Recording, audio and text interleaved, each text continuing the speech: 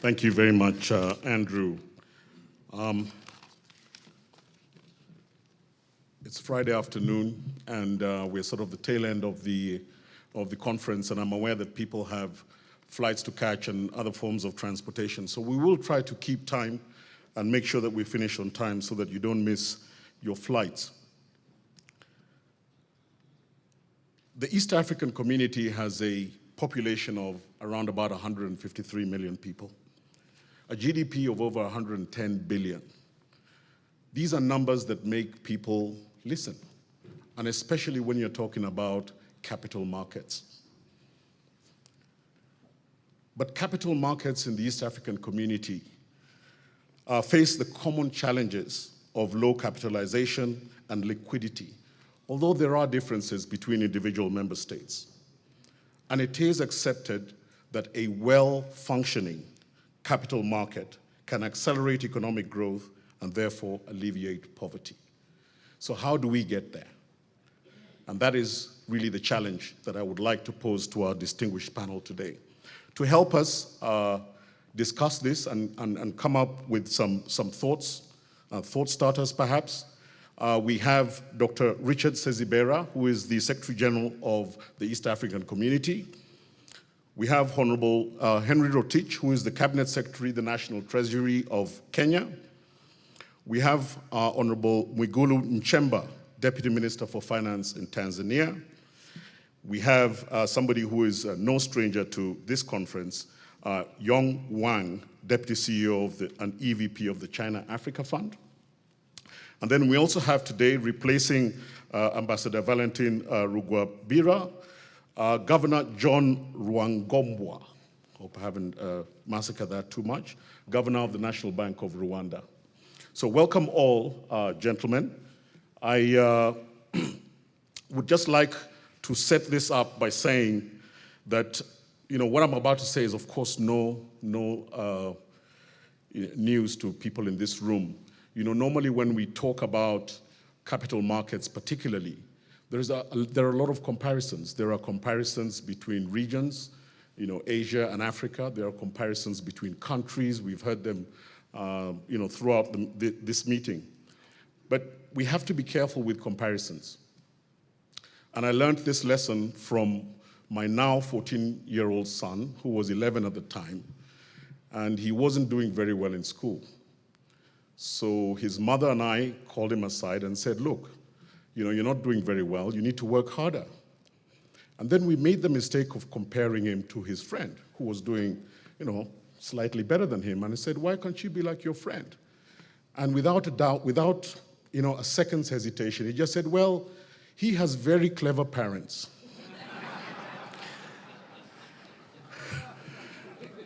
And that ended that discussion. So let's be careful when we compare things. Of course, comparison is always good when you benchmark yourselves against those who have done well. But you have to be careful how you do it. So what I'm going to do is I'll start with Dr. Sezibera, perhaps.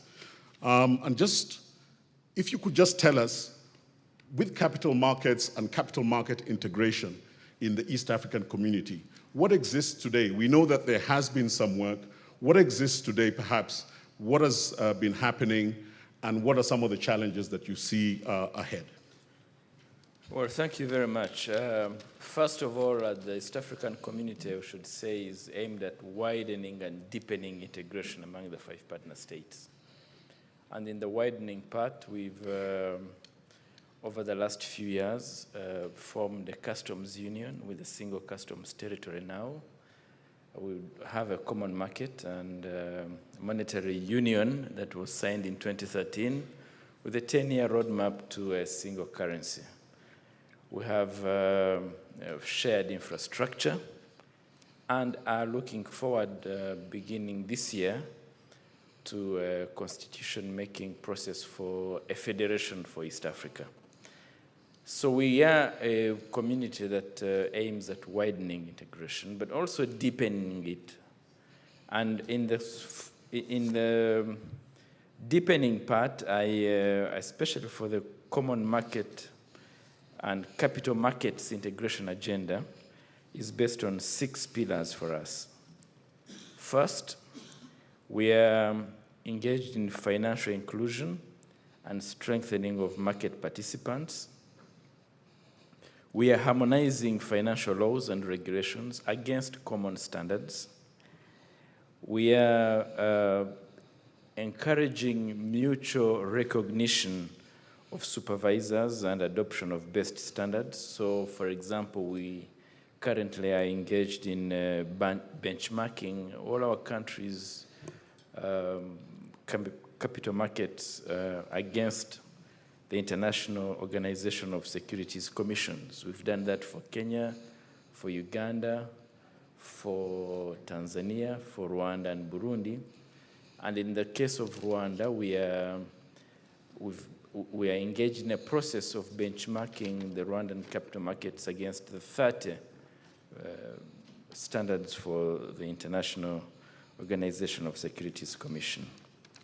We are engaged in the development of an East African bond market because we believe that both corporate and government, this is critical for both the private sector and the government for mobilization of long-term capital.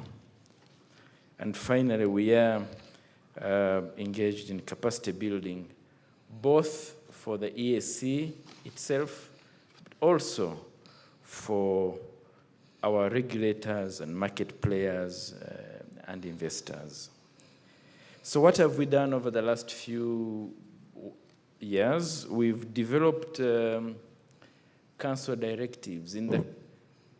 For harmonization, we took the route of council directives in this area.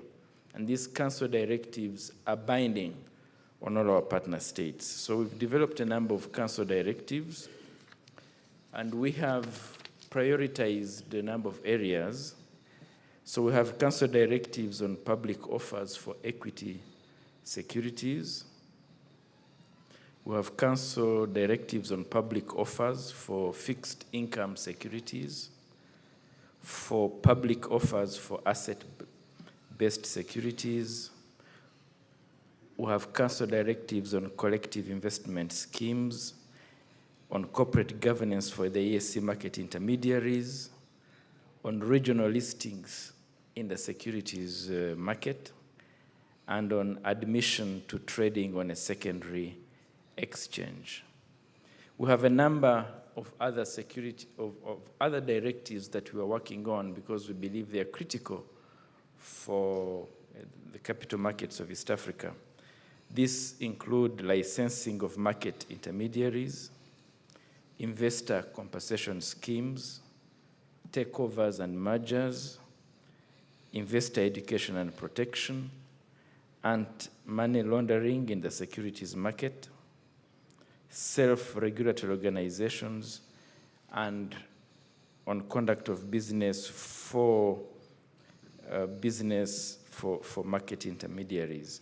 Those are the areas we have put our emphasis on. But going forward, we are also working with all our partner states and the actors in the market to develop harmonized regulations around regulatory authorities, real estate investment trusts, analytical services, credit rating agencies, and business continuity.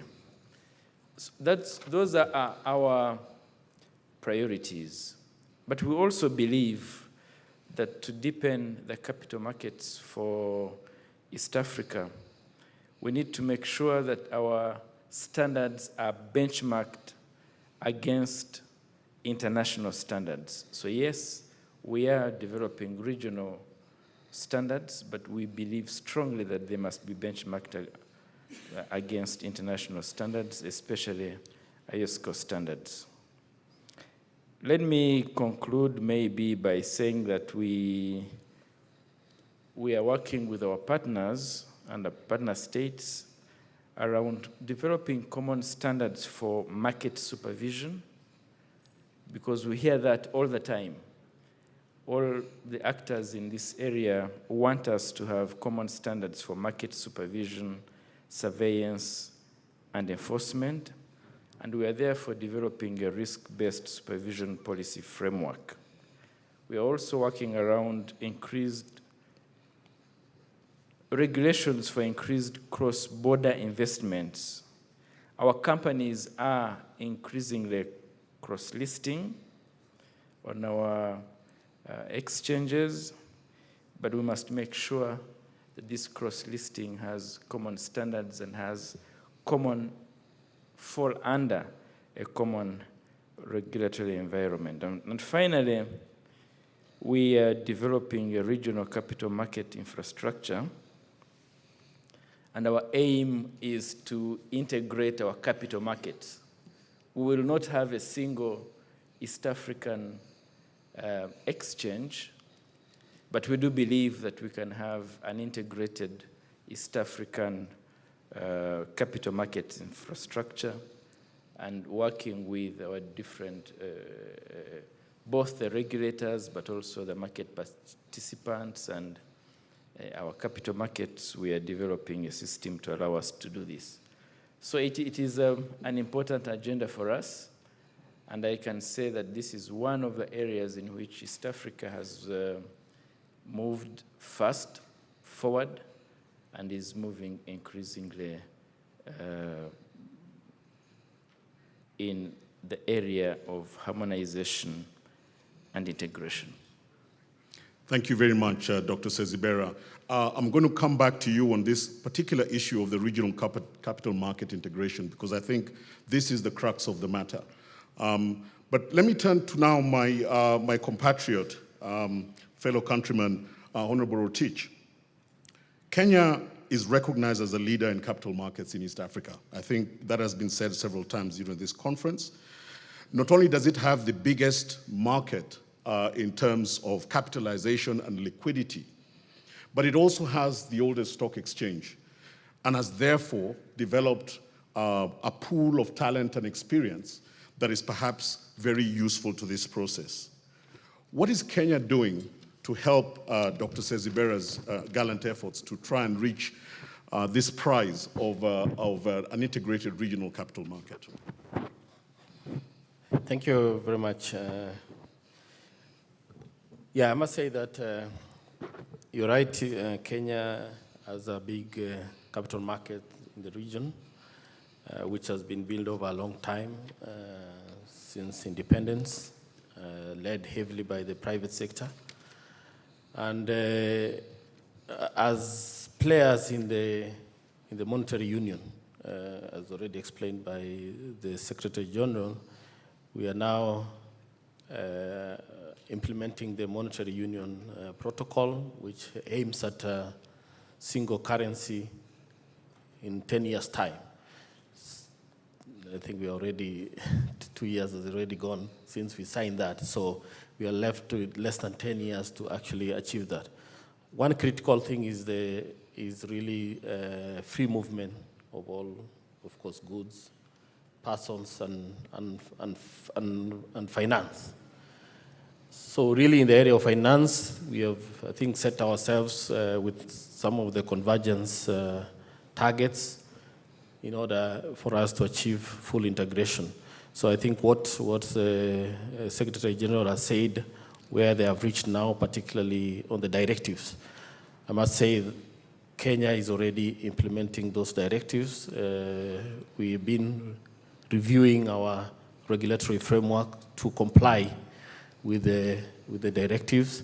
And of course, others are still under stakeholder consultations, which very soon we will be adopting them as a way to harmonize the legal framework within the East African region. So we are fully on board on the implementation of the directives that have been agreed upon in the region. So that is very key for us as we move forward. But in Kenya itself, we have really worked on a very ambitious master plan for the capital markets, which was launched recently. The idea of that is really to move our capital market a notch higher. Yes, it has been advanced in the region, but we think there is more scope for it to be a much better capital markets like in other countries. So we all sat together as stakeholders and agree some of the critical reforms that we need to do, which we have now captured in this comprehensive capital market development master plan, covering issues of improving regulatory framework, issues on financial literacy, and all range of market integrity issues, which remains a challenge in our capital markets. So we have all put this together now, and we are in the implementation stage. And we believe that this document, is well implemented, we will definitely move our capital markets to another level. And of course, being a regional leader, we would like to work with the other member states to ensure that the liquidity that is in Kenya, that has been built over time, is tapped into for the benefit of the regional projects that we are coming up with. So it's important, apart from harmonization of laws, other issues of coming up with the common framework for securities issuance. I think there's a lot of work has been done in that area, where we are going to have same documentations, so that if you issue a bond here in Rwanda, it's also the same standards, same documentation also in Kenya. And finally, of course, also the infrastructure that is already now underway. There's still work in progress. Linking the whole stock exchanges, in the region will be a critical thing for improving liquidity in the region. So a lot of work is going on. We have ourselves our own master plan, but also working closely in the region to harmonize and of course tapping each other's market. Right. Thank you very much, Honorable Teach. Obviously, very, very impressive stuff. And again, I just want to park one thing, but I will come back to you to try and understand what you would like to see happening a little bit faster with regards to this integration agenda of the East African community. Now, Honorable Nchemba, you are the Deputy Minister for Finance for Tanzania with specific responsibility for capital markets.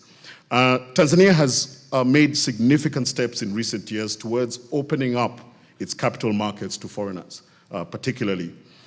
Where do things stand today with Tanzania's capital markets, and how does Tanzania view this integration process? What is Tanzania's position with regards to this integration process? Thank you very much, the moderator.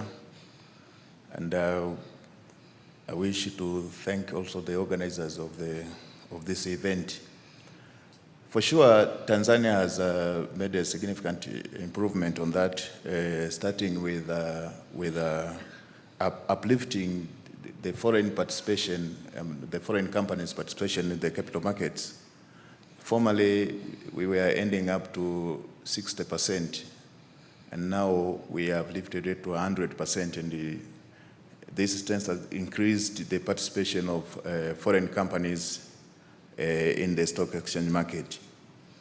And after doing this, we can see that the participation of even of corporate bonds has increased, and this has increased the subscription, in which in the near future we are looking a great participation of foreign companies. And few examples just to mention. We are expecting the PTA bonds to a tune of over $32 billion US. We are looking forward the participation of Barclays Bank over 100 billion Tanzanian shillings.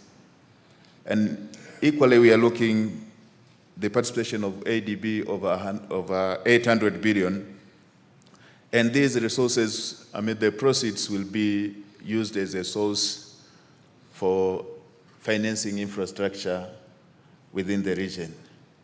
So if we can just to put in the best way put yesterday, that this is seen as a reliable source of financing development projects for both the private sector and the government projects at large.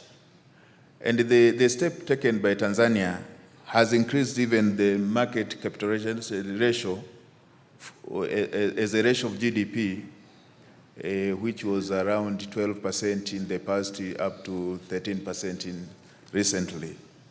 And the currently listed stock companies, we are now ranging to 22, though we are still behind Kenya, but I can alert my brother that we are determined to take the lead because it is the seat we deserve. And looking as a country on how do we look the integration at large, I think there is a wide agreement that we through integration of these capital markets, there is when they can reach their targeted goals. And that will be through amassing or getting the critical mass, which is supposed to influence in terms of demand and supply, which cannot be reached by individual countries individually. And once we attain the level of high demand and supply and competition for that matter, it is the time when we can realize the benefits accrued through high competition in terms of market forces. And that will guarantee the users, that the beneficiaries, that is the end users, together with the players, to get the real sense of economies of scale reached through a fair competition and the use of market forces. So precisely we can say that integration will bring together a framework or a forum where the partner states and their players will have a youth forum for information sharing, for experience sharing, together with the expertise, which will guarantee the best services at a relatively lower cost. So even the friction cost involved through playing individually as nations will be reduced or even will be at minimum. But all these will be much guaranteed if we will have a proper handling of the issue of common currency and the issue of exchange rates. So even the issue of monetary union we are undertaking now, or the issue of a common currency we are moving ahead, will be meaningful only if we'll have integrated these capital markets. And for sure, even the integration of capital markets itself will be more meaningful if we'll have a combined move as what the governors of our respective banks in our partner states are doing now, of merging or moving together these core agendas, so that we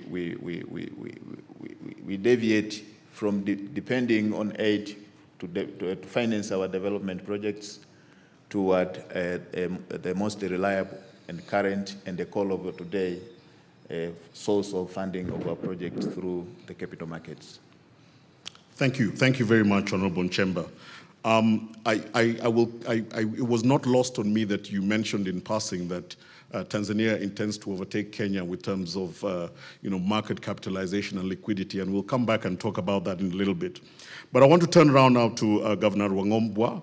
Now, you obviously have been appointed as the governor of the National Bank of Rwanda, but you've had extensive experience in government as a minister.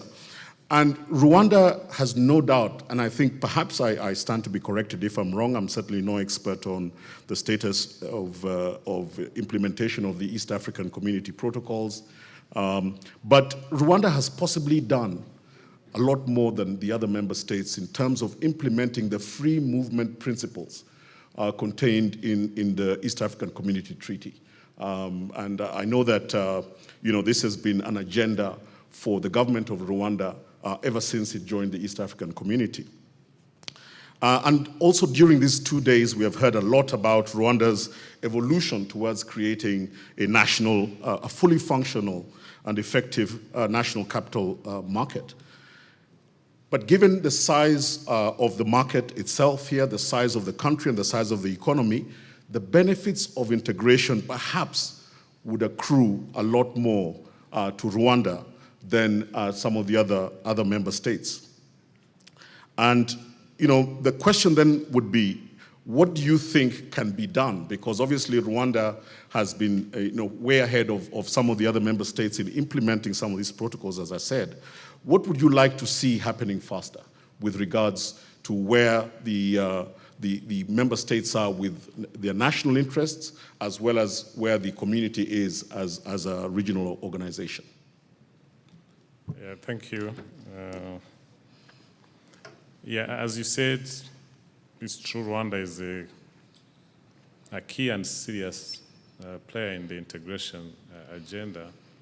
And maybe it's beyond just the integration of the EAC, but in our development strategy, we embrace the factor of opening up our economy in all aspects, capital, human resource movement. And therefore, this makes it easier for us to be serious players in the East African community integration. But when we talk of integration, here we are focusing on maybe capital market integration, but it's much bigger than that. If we were to have a meaningful capital market integration, there are other factors that has to be achieved as well. And yesterday we had a session where we were saying what should come first, or what are the key pillars or prerequisites for a vibrant capital market, and the financial sector was one of them. A well-developed and functioning financial sector will automatically support, or banking industry will support development of the capital markets. And as we are doing as central bank governors, as part of this agenda under our Monetary Affairs Committee, is to expedite this integration of our financial sectors. I think the Secretary General gave a good account of the different programs that are there that we are committed to implement to achieve full integration of our capital markets. But even on the financial sector, for example, today we are easing payments across the region. I'm sure you've all heard of the East African payment system, where now it's easier to pay, to transact business across the region through these East African payment systems using local currencies without having to go through corresponding banks in the West and through other hard currencies. And we are working as central banks also to ensure currency convertibility. We've already signed an MOU. So these are avenues, or these are catalysts that will ease integration of the capital market itself. And the SG talked of the harmonization of the regulatory regimes and linking our infrastructure. As Rwanda, it's a young economy compared to our colleagues, but we take advantage of that, and whatever we are doing, we are able to use or to take on board the best practices that are there today, or the best technologies that are there today. So we've already integrated our CSD with Kenya, and we are working on integrating it with Uganda. And today we have now, I think, 4 Kenyan companies cross-listed on our stock exchange. And so movement of trading of their shares on our stock exchange or Kenyan stock exchange, a Rwandan investor can buy, or a Kenyan investor can, and the transfer and payments, transfer of shares and payments are done easily because we are already linked electronically. So we are doing whatever we can from our side to really play an integral part in this whole regional integration process. But more to that, we've also worked on creating an enabling environment to investors into this economy. And as we market this, we don't market it as just Rwanda as one small market. We market this as part of the East African community. Right.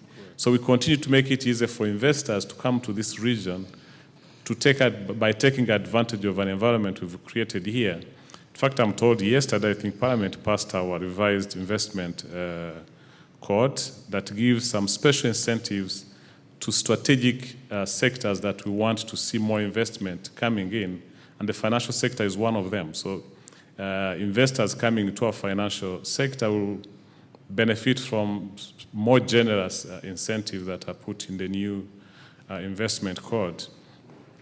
So I would say, generally speaking, we are very active and we want to continue playing our role.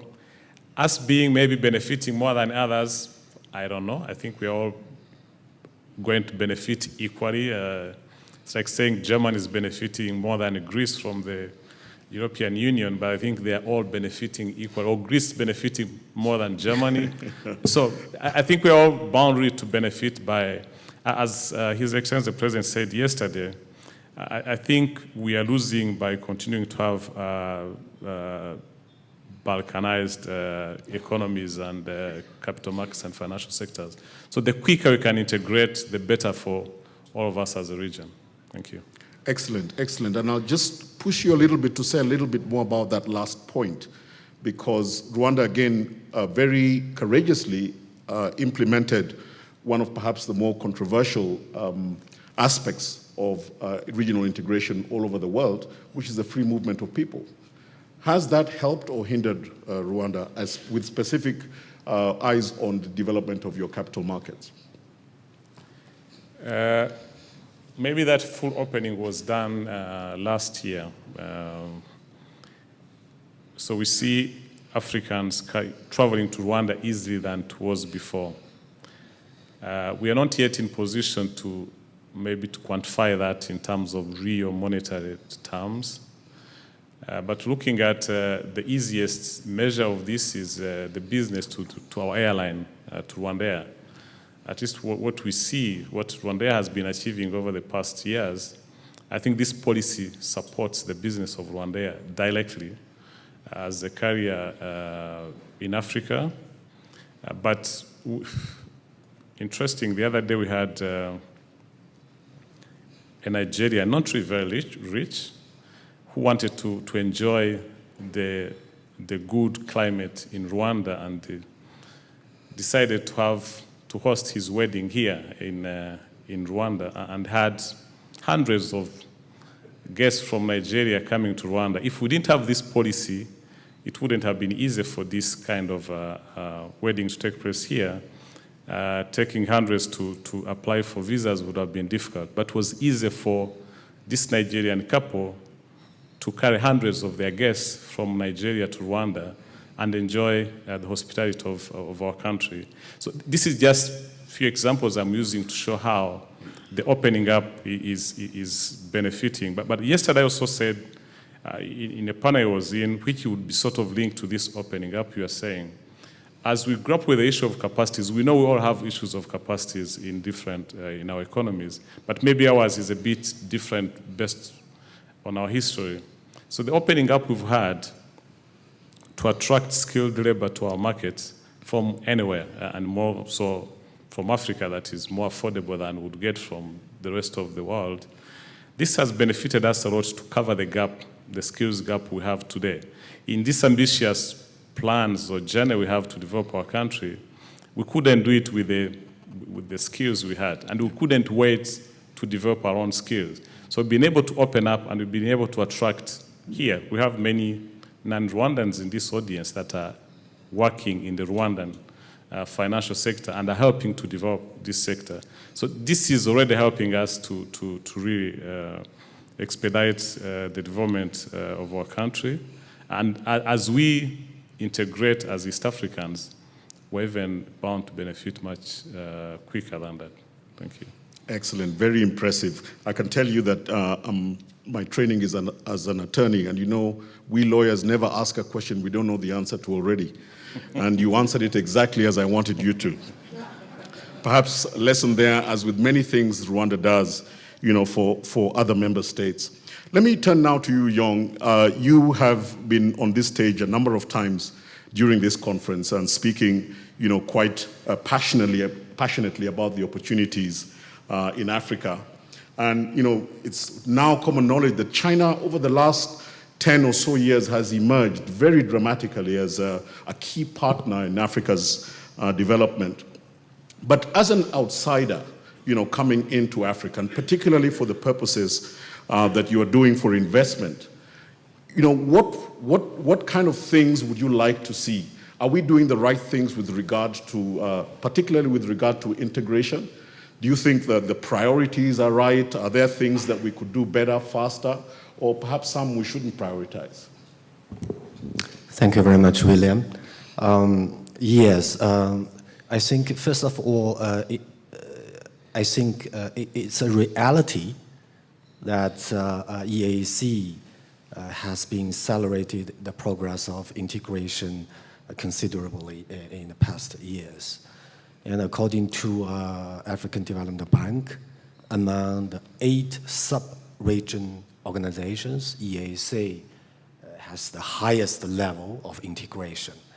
I think from the foreign investors' perspective, this kind of higher level of integration is really attractive to us with regard to the common market, the inter-region trade volume, and also the policy issues in the context of environment of investment.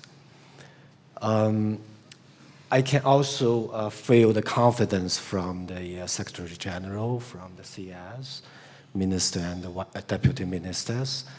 I can feel their confidence for the future of this community. As a company, I think I'd like to see something real, something directly to the point for business. Yes, William, you are right that for us, when we come to this market, the first thing is how large is the market here? It's individual country, or we can treat this community as one market. So the first thing we expect to see in the future is the further expansion of the expansion of trade volumes of inter-EAC countries. And secondly, I think Secretary General, you can play a more significant role. That is a higher level of planning, designing of cross-border infrastructure. So it's really significant for us. Whatever it's a road, railway, airlines, or energy, especially for the grid network. And the last is the policy integration towards foreign investors. For instance, the process of investment license, administration, policy, incentives for different the investors in different sectors. Generally speaking, with this kind of integration, as a foreign investor, we can treat this area as a real one market. Excellent, excellent. Thank you very much. You know, yesterday, His Excellency President Paul Kagame challenged us in this conference, and he said that these issues that we are discussing are too important to be overly diplomatic about. Now, I think he kind of exaggerated the point, but he was trying to make a point that we really should try and get to the bottom of some of these things and see if we can come up with solutions. Now, with that particular challenge in mind, I'll turn to you, Dr. Sezibera, and say, what are some of the challenges that you are facing? You've set up, you know, very great priorities, and I think these are exactly the right things to do. But we know that regional integration, and particularly of capital markets, is not easy. And many other regions have struggled with it. Even regions that have a single currency like a CFA, they have still struggled with integrating their capital markets. So what are some of the challenges that you see from where you sit with a community overview? Well, the challenges are many. I don't see Elena, I don't think she's here. A few years ago, I had the opportunity to ring the bell on the opening of the Ethiopian Commodities Exchange. And I was struck by the ingenuity of Ethiopia in marrying modern technology to tradition to increase, to deepen that particular market. And you can see, if you go to Ethiopia, the Ethiopian Commodities Exchange is marrying technology to tradition. They are transporting teff and other products and coding camels, which was something impressive to me. Now, in East Africa, we are trying to form an East African Commodities Exchange. I can see Dr. Jendai Fraser here. We began that about 2-3 years ago. The concept is easy, understandable. It's simple to understand that you have 145 plus million East Africans, 80% are engaged in agriculture. They need to have access to information and the best prices out there on the market. And so to form an East African Commodities Exchange is a no-brainer. I'm using it as an example. But it's been a very complicated journey to get there because there are different regulatory environments. Every country wants to have their own commodities exchange. Every country wants to have its own regulatory environment. There are debates about warehouse receipt systems and which ones do you use, what laws do you use. So it's taken us a bit longer than we should. And so harmonizing these laws and regulations is a work in progress. We can do it, but it requires the highest level of political will. I can give you another example of infrastructure. We all know that in East Africa, our cargo will triple or probably quadruple in the next 15 to 20 years. 95% of our cargo is transported on our roads. There is no way at all we will ever be able to quadruple our road network in East Africa. And therefore, we have to engage to invest in rail and in energy to be able to move our cargo across borders. So we have a 10-year investment plan for rail, energy, ports, and harbors. We've costed it. But in terms of implementation, it is still national. And therefore, we develop regional standards, but we use national procurement processes and national implementation, and that has its own challenges. And so you find somebody who is offering to build a road across Kenya and Tanzania. On the Kenyan side, they're using Kenyan laws and regulations. On the Tanzanian side, they're using Tanzanian laws and regulations. That comes with its own challenges.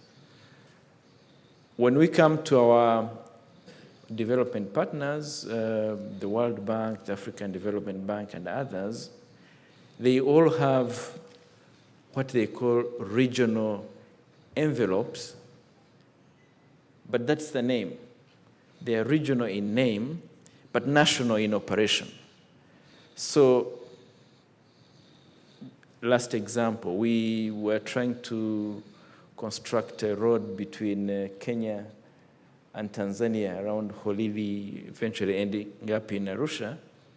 you find the regional envelope for the bank for Kenya has money, but the Tanzanian one does not.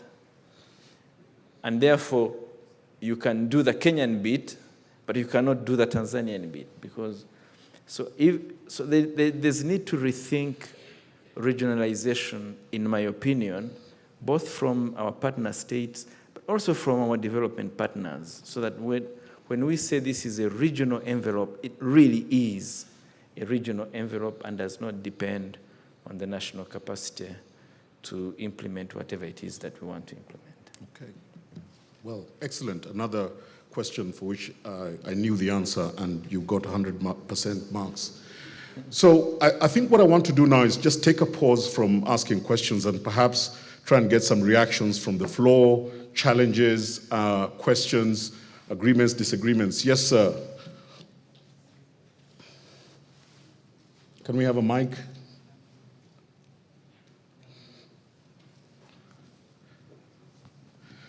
If you could just stand up for the cameras, please. Thank you. First of all, congratulations on organizing such a wonderful conference. I'll take a lead from the president yesterday and be a bit blunt. As far as outsiders are concerned, I think the East African markets don't exist. A market can only call itself a unified market when it acts like one. To start with, when I landed at the airport here, I knew I didn't need a visa. I can't say the same about Kenya, Uganda, and Tanzania. So I guess there should be some harmonization for people outside the union to treat it as such. Secondly, when it comes to the capital markets, I was looking at the websites, and the Nairobi Stock Exchange website doesn't even mention that it is part of the European East African, belongs to East African community. So I guess there is a disconnect there, but what we see, what we hear, and what actually happens on the ground. These are just two observations that I had. Excellent, excellent. Can we take some more views, reactions? There's a gentleman in the front, and then a gentleman at the back there. And can we have some more ladies participating, please? Yes, thank you. My name is Makonnen. I'm from the FDB, representing the bank in Rwanda. I just want to clarify on what the Secretary General just pointed out on regional operations. I think I'm speaking for the ADB, not for the World Bank, but our policies are harmonized.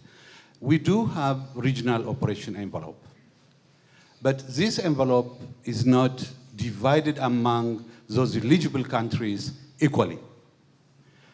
It is established to incentivize countries to go for regional operations than national operations. What it takes is you put $1 from your performance-based allocation, you will get 1.5 from the regional operation envelope.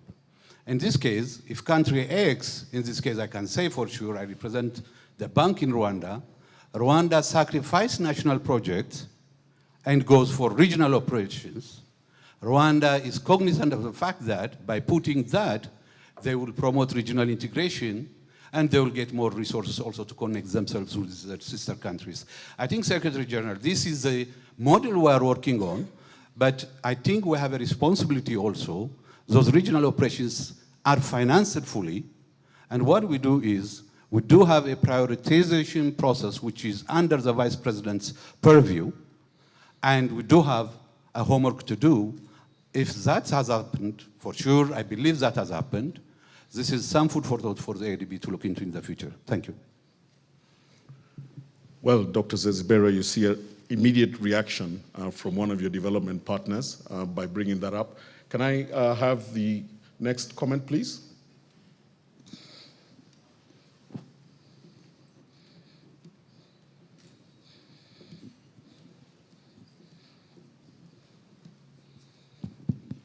My name is Keith Kalyegira from Uganda, the CEO of the Capital Markets Authority. Mine is more of a comment. I have been doing my job for 1 year, and I've noticed that just as we've heard, Kenya is this big, Tanzania wants to be bigger. But if you look at countries with the same GDP as East Africa, Morocco, the market capitalization is about $80 billion. Ours combined is about 30 billion. You look at a country like Sri Lanka, same size as Kenya in GDP size, has about 280 listed companies. So I think we're very small. Yes, Uganda is very small, 8 listed companies, but we have a lot of work to do. So I wanted to propose to the Dr. Sezibera that if there could be a regional initiative to develop capital markets, you don't have to react to it now, but maybe take it back and think about it with your colleagues. That might be more useful than think about our own development as individual countries. A regional initiative to push the development and growth of capital markets. I also just learned in this conference that if, for example, it's very unconventional to think about it this way, but if all the 3 or 4 East African countries could issue bonds in one currency, we've been talking about secondary trading of bonds in the secondary market. Maybe it will just drive the liquidity of trading of bonds, long-term bonds, government bonds in the secondary market. So this is just food for thought. Thank you. Thank you very much, Keith. Excellent question. All right, the gentleman at the end of this row there. No, go ahead. Yeah, it's you. Thank you. Mine is just to follow up on where Keith has left. He said that in the land of pygmies, no one is taller, we are all short. The issue of small companies, small markets, I think we need to think more creatively about it. We've got institutions that collect deposits from customers, and therefore they are publicly supported and sustained institutions, insurance companies, mobile telcos, and all that. If we can be able to cluster companies that draw their wealth and sustainability from the public and say that all those companies such as banks, insurance companies, telcos have got to list in the stock exchange and possibly offer, even if it is 10% as they start, to grow to 25%. That way we can say that in the next 3 years we will certainly have almost $100 billion capitalization coming from that policy to ensure that those people who sustain these companies at least gain from a bit of ownership. It will also create better market discipline because right now there are insurance companies, we don't know how they run because they do not publish their financial statements. We've got telcos which are black boxes and all these kind of things. So, and also create greater brands. Thank you. All right, thank you. I think I heard you saying some way, innovative way of financing, some smaller market cap companies, correct? All right, and I think we heard a little bit about that.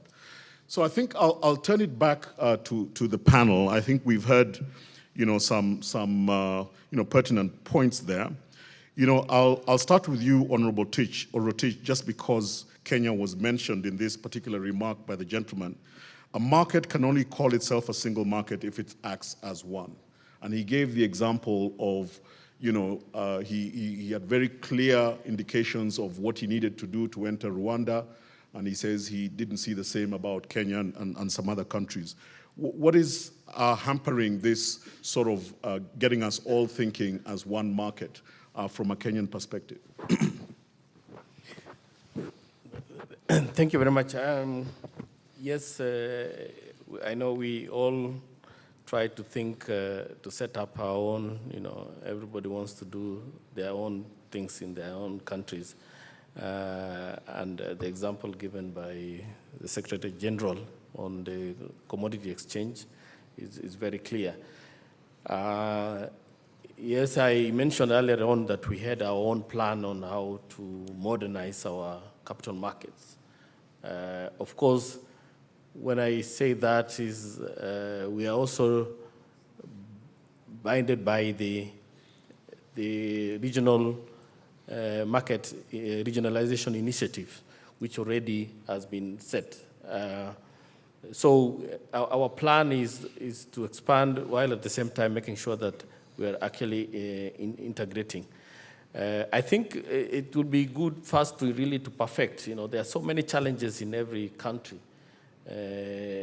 Need the laws that needs to be updated, capacities that needs to be built, and but the beauty is that as we go together, I think I don't see any challenge ultimately as achieving one unified single market. But you can't just go to that within straightforward without doing something, each country doing something with their stock exchanges and integrating. So I think that's an important component. That's why all these directives that we are trying to implement are very, very key. So in Kenya, yes, we have that plan, but we are working very closely with what the Secretariat is implementing based on the idea of convergence within the region, which we really believe that we need a single financial market. If even the monetary union to make sense, you need a free movement of capital, people, and many other things that we have committed to do. Okay, great. So the commitment exists. It's just taking a little bit longer than we all would like to get there. Now, I'm going to be a little bit unconventional. The Nairobi Stock Exchange was mentioned specifically, and I see the CEO sitting here. Perhaps you want to comment. The comment was that the gentleman went to the NSE website, and there was no mention of being a part of an initiative to become regional. Perhaps I'm so sorry to put my good friend and learned colleague Andrew on the spot like this, but again, that's why they pay you the big bucks to be the CEO.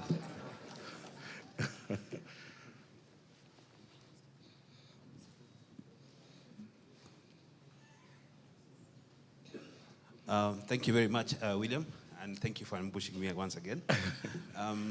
Yes, I don't think it's actually a very correct statement to make, because I think we have been part to the East African Council Directives initiative, which we have posted on our website. We do inform everybody what has happened, but I think maybe what has not come out clearly is on our website that we are part of the East African community, but all the council directives that have been placed and have been passed by the ministers are actually on our website currently.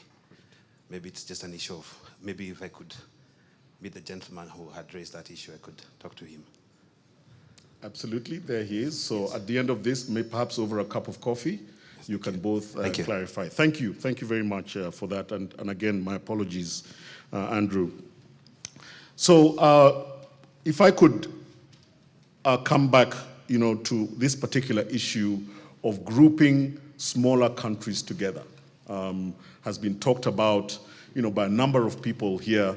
Yes, the regional integration process is moving along. It's not going as fast as we can, but there is a prayer here that some of the smaller countries can actually get together and start doing things together today as we wait for the regional integration to take place.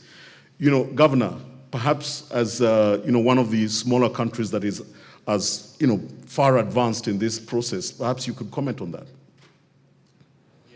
One, I would understand the disappointments with people, the impatience. And when we talk of regional integration, maybe people want to see it happen today.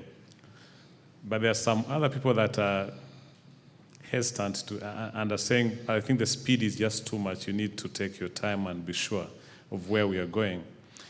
But I think we should look back and be happy of the achievements we have today. And this should give us the confidence and hope that we are moving in the right direction. Maybe 3-4 years ago, one wouldn't imagine that today we would have people moving using their IDs from Rwanda to Kenya, from Kenya to Uganda or to Rwanda. So the fact that we can achieve that, that's a very good indicator that we are moving in the right direction. Today, I don't know, using the word small countries, I think maybe I'll use Naibo's example of all of us being pygmies. So we assume that we are all small countries anyway.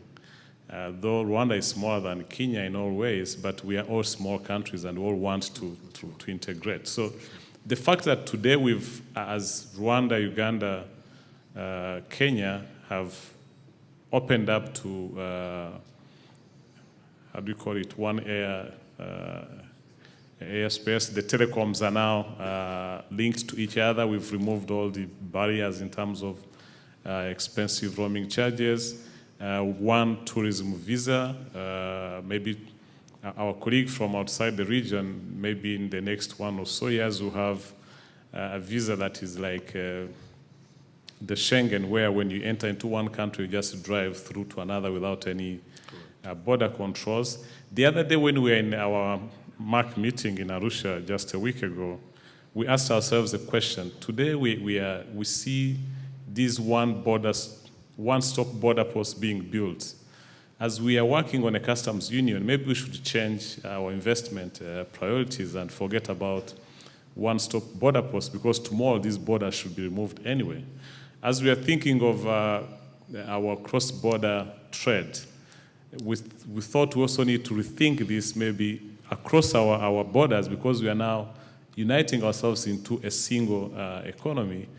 So there's a lot that is being, or that has been achieved in the last 1 year alone, that should give people hope and confidence that, yes, there are delays here and there, but I think as my colleague, Minister Rotich said, there are many things that we have to unlock, and it would be suicidal if we could just put everything together just like that overnight. We would create more problem than solutions. So I think the move is very positive, and the important thing is this is a push from up, the heads of state themselves, and everybody is really supporting. So yeah, we should be happy and patient and just keep on moving. So people shouldn't feel really disappointed and think this is just Mudomo too. No, we are moving, and we are moving in the right direction.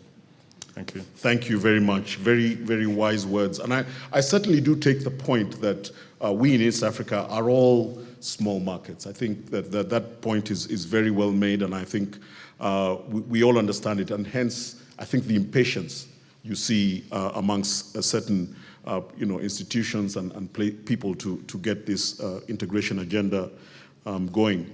But Honorable Nchemba, this idea that development partners are thinking nationally versus regionally, is this a particular problem for Tanzania? Have you experienced it? How are you working with the development partners? Yeah, I think the treatment of Tanzania from the development partners is like other African countries, or more specifically East African countries. What has happened to Rwanda, what has happened to Kenya, what has happened to Uganda, we are not exceptional. Right. So the criterion for disbursement or for fulfilling the commitments is more or less the same. And that is why I was the happiest person yesterday when the president put it clearly that we should not consider this as a parallel move, rather the most needed approach toward developing or financing our own projects as a region. In the consecutive 3 years, I can remember, we have now and then witnessed different reasons being given for the delay of these disbursements. And the latest being this financial year's case. And well, you can see there may be reasons, but in one hand or another, you might find it is political, as it was put correctly yesterday. Yeah. So I think this is the proper move, that we have to provide all the support needed to make sure that these capital markets function properly so that the development financing for both private sector and the government find its one stop in the proper functioning capital markets. Thank you, Honorable Chechu. Can I comment on that? Sure, go ahead. To me, I think I wouldn't want to put the challenge on the development partners. I think it is our challenge. I think as the SG said, if, for example, you think of building a cross-border road, and we are able to work together as two countries and have one tender document and harmonize the financing, I think it will be easier for the donors to follow. So I think the challenge is really on us more than on the donors. Like today, I think that some development partners have tried to follow us in this journey. Like every time we go to Washington for the IMF World Bank meetings, we always have a meeting with the IMF for the East African countries. Every meeting, April and October. So the IMF is trying to support our efforts in this integration agenda. Today we have what we call the Financial Sector Development Program for each country, and we've worked with the World Bank to develop a financial sector development program for the region. So I think we need to do our homework, and to be easier for us to challenge the partners to support our efforts. Yeah, thank you. I couldn't agree more. I know the time is up. I have been informed that we're waiting for the minister, so I was asked to ask a few more questions, but we'll wind up in a few minutes. Yes, go ahead.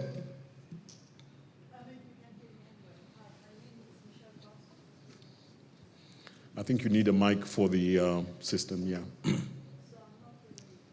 There you go. Sorry. First of all, thank you very much for this fantastic conference. The quality of the panels, the speakers has been really amazing. Thank you very much. Now, my name is Michelle Carlson, and I'm from NASDAQ, so I'm coming from an exchange. And I feel that the focus has slided a little bit from capital markets to integration between countries, different financial sectors, and so forth, which is good. But being an exchange, I wonder if the integration in East Africa is coming from the government or from the private sector. Thank you. Great question. And I think you're absolutely right. The focus is kind of mixed. And I think that the reason is, as Dr. Sezibera said, is that these integration issues are completely part of the challenges that they're having with integrating the capital market. So, but that is an excellent question. But before I ask Dr. Sezibera to answer that and to let us know where the push is coming from, Young, I was going to ask you, do you take a regional approach? We just heard that the IMF and the World Bank, they have these meetings. You as a development finance institution, yesterday you were talking about whether you're political or otherwise. Do you look at things from a regional perspective as well, in terms of trying to foster this integration process? Very short answer, yes. Okay, thank you. Well, thank you. That was short and succinct. So I think that was an excellent question. I think, Dr. Sezibera, you are best placed to answer that, and then we'll get one more government view, and then we'll close it up. Yeah, no, the integration process is, for East Africa, is driven by both government and the private sector. In fact, our treaty says we are a private sector-driven and people-centered integration process. And this is happening in real life. I can give you one example. Just a month ago, we launched the single card switch system for East Africa to ease payments among banks. They've put this together. The bankers themselves, a few banks got together and because they wanted to develop East African integration and to ease payments among East Africans, especially the small-scale traders, and they've now agreed on a card switch system. We launched it. It was a completely private initiative. On the other hand, we have the East African payment system, which is driven by our central banks. So it's both government and private, as it should be. Thank you, Dr. Sezibera. We're just going to wind up, but I think, Honorable Rotich, I'll give you the floor for the last time to give us comments on that particular question. Kenya, the most developed capital market in the community, how much was that driven by government and how much was that driven by private sector? And are you getting pressure from the private sector to regionalize? Yeah, no doubt, actually. It's really, private sector is putting, obviously, pressure for all these reforms. There's no, you can't do just reforms for the vacuum. We know clearly that private sector wants to cross lists. They want to participate in the whole region. And as government, we just play the facilitative role. Ours is just to ensure that we provide the legal framework for that to happen. If it is a central bank, they provide the necessary infrastructure for that to happen. So fully agree it is driven by both sides. But a lot we are responding to pressures from the private sector who want scale for business. And we are talking about that we are so small. That's why we want to pull all these together so that as East Africa, we become a much bigger stock exchange compared to other regions in Africa. Thank you, Honorable Rotich. And I think with that, I will bring it to a close. I know we've gone over time a little bit. We were waiting for our closing remarks, and I think we're going to get them in very shortly. Please, I'd like to thank Yong Wang and Dr. Sezibera, Honorable Rotich, Honorable Rwangombwa, and Honorable Mchelu for their remarks, and please do give them a big round of applause.